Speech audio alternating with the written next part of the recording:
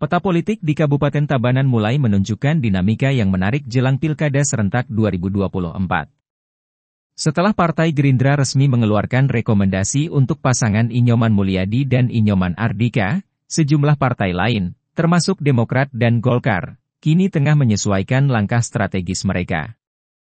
Di kubu Partai Golkar, dinamika di tingkat pusat turut memberikan dampak terhadap kesiapan mereka menghadapi Pilkada 2024.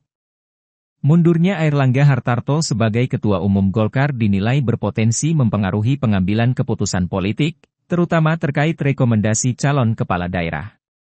Seperti disampaikan Ketua DPD Golkar Tabanan, Inyoman Wirya, Selasa, 13 Agustus 2024 bahwa pengunduran diri Airlangga sedikit banyak akan berdampak pada kelancaran penerbitan surat-surat keputusan yang berkaitan dengan pencalonan kepala daerah.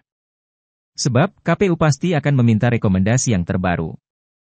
Meski demikian, Wirya optimis bahwa pengurus DPP akan segera mengambil langkah cepat untuk memastikan kelangsungan organisasi, terutama menjelang musyawarah nasional, Munas, Golkar pada Desember 2024.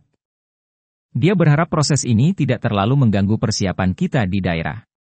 Sementara itu Ketua DPC Partai Demokrat Tabanan, Wayan Adnyana, mengonfirmasi bahwa internal partainya sudah bulat untuk bergabung dengan Koalisi Indonesia Maju, KIM, guna mengusung pasangan Mulyadi Ardika. Ia juga mengakui bahwa meski Partai Demokrat di Tabanan hanya berperan sebagai partai pendukung dan bukan pengusung kader, partainya tetap optimis dapat berkontribusi signifikan dalam memenangkan pasangan yang mereka dukung. Adnyana juga menegaskan bahwa Partai Demokrat tetap fokus pada tugas utama mereka, yaitu menyiapkan calon pemimpin. Harapannya, bisa membawa perubahan bagi Tabanan. Kalau kami di internal kepengurusan Demokrat Tabanan, sudah bulat keputusan kami bergabung dalam KIM untuk mengusung Pak Mangul ya. Nah kemudian apa hasil keputusan kami di cabang sudah kami teruskan ke Dewan Pimpinan Pusat lewat Dewan Pimpinan Daerah Demokrat Provinsi Bali. Jadi surat permohonan untuk rekomendasi sudah kami ajukan. Nah sekarang tinggal menunggu tugasnya Dewan Pimpinan Daerah untuk meneruskan ke DPP untuk nanti mendapat tanggapan dari Dewan Pimpinan Pusat. Nah untuk sementara karena saking banyaknya permohonan rekomendasi tentu di Dewan Pimpinan Pusat itu ada tahapan-tahapan. Dan kebetulan kami Bali ini ya karena kami hanya sebagai pendukung bukan kita mengusung kader ya. Kita mengusung artinya bukan kader ya. Itu barangkali ini belum kami mendapatkan giliran untuk dipanggil oleh pusat ini. Kami masih sifatnya menunggu. Yang jelas kami sudah final keputusan kami di daerah untuk mengusung Pak Mangul ya. Begitu Pak, begitu. Lalu untuk wakilnya Sapunapi Bapak, kalau dari Demokrat sendiri? Itu karena sudah keputusan di KIM itu sudah terpaket mereka ya. Terpaket. Kami sudah putuskan untuk mengusung paket gitu loh, sudah paket yang kami usung. Siap. Bukan hanya Berarti secara otomatis dari Demokrat Tabanan sendiri terkait dengan rekomendasi dari Partai Gerindra kemarin yang turun Pak untuk paket Mulyadi dan Jero Sengap atau Pak Ardika itu usul kami sama Pak Nge. Ya. Artinya sama mendukung. Kemudian Pak untuk selanjutnya dari Demokrat sendiri Pak untuk membantu, maksudnya untuk mendukung pemenangan atau gimana ya pola kemenangan ke depan gimana Pak? Karena kan ini kalau nggak salah pesaingnya juga lumayan kuat kalau untuk di Tabanan. Sapunapi Bapak kalau dari Demokrat sendiri? Betul Bu, ya semua juga orang tahu bahwa yang dihadapi ini adalah orang dari partai besar, yaitu adalah orang incumbent ya pasti kuat lah.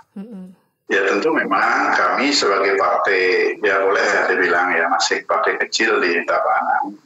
Tentu masih punya harapan juga untuk bagaimana kita bisa ya mengumpulkan kader-kader kami untuk bisa memberikan dukungan kepada Pak Mangul ini, tentu dengan harapan dengan koalisi KIM Plus ini semuanya bergerak, ya kita bisa meraih kemenangan. Kami berharap nanti ada peluang kami untuk bisa membesarkan partai kami di kemudian hari. Siap. Berarti untuk rekomendasi dari Demokrat sendiri masih menunggu ya Pak ya dari pusat ya Pak ya. Tapi dari secara otomatis sudah kami kirim ya. Tinggal kami menunggu saja kapan nanti akan putusan dari pusat. Biasanya kalau sudah ada jadwal biasanya dipanggil itu kandidatnya dipanggil, diserahkan secara langsung di Dewan Pimpinan Pusat. Itu tradisi ya. Mungkin dalam waktu dekat Pak ada informasi? Atau ya ini kan waktu udah mepet sekali ini ya. Sudah dekat ini, makanya kami ini masih menunggu. Posisi ini ngejar-ngejar ke DPD ini, kami ngejar-ngejar ke DPD kapan kami akan mendapatkan respon dari pusat. Siap.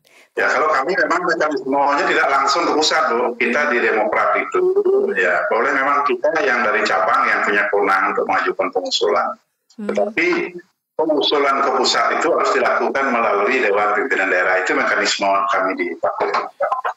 Oke, Bapak. Mungkin terakhir Bapak dari Demokrat sendiri, secara pandangan Demokrat sendiri, sosok pemimpin yang seperti apa yang dibutuhkan Kabupaten Tabanan saat ini, Pak? Ya, sebetulnya kan begini, Bu. Ya, pertimbangan kita, karena tugas partai itu adalah memang tugasnya adalah mempersiapkan calon-calon pemimpin. Kalau kadar-kadar kita belum kita lihat ada mumpuni, ya tentu kita bisa melihat dari tokoh-tokoh masyarakat yang akan kita usung. Nah ini kebetulan adalah tokoh masyarakat yang kita usung, yang bukan kadar kami. Itu kami ya tentu artinya kan kalau misalnya perubahan itu kan bisa ada harapan lebih baik dan bisa ada harapan juga tidak lebih baik kan begitu kalau kita mengusung perubahan. Tapi kalau mengusung yang lama kan berarti kita sudah tahu gitu loh. Tidak ada harapan apa yang kita bisa dapatkan di situ gitu loh, Bu. Jadi walaupun tidak pasti bahwa perubahan itu akan lebih baik, tetapi ada harapan perubahan itu akan lebih baik karena yang lama kita sudah tahu gitu. Ya. Itu maksudnya. Terima kasih Bapak. Mungkin untuk ada target pemenangan Pak, berapa persen kalau dari kacamata? Kita sebetulnya kalau saya rapat-rapat di KIM itu kita kan harus realistis lah kita melihat gitu loh bahwa partai-partai di luar PDI itu kan persentasenya kemarin kalau di pemenangan Pilpres itu kita lihat terukur itu kelompok di luar PDI itu kan hanya 36, sekian persen ya. Masih kekurangan 14% untuk bisa balance. Oleh karena itulah makanya dengan kami mengusung adalah orang yang ada di lingkungan dari partai yang berkuasa gitu loh, yang tentu kita harapkan mereka di sana punya teman juga yang nantinya bisa mempengaruhi teman-temannya di sana.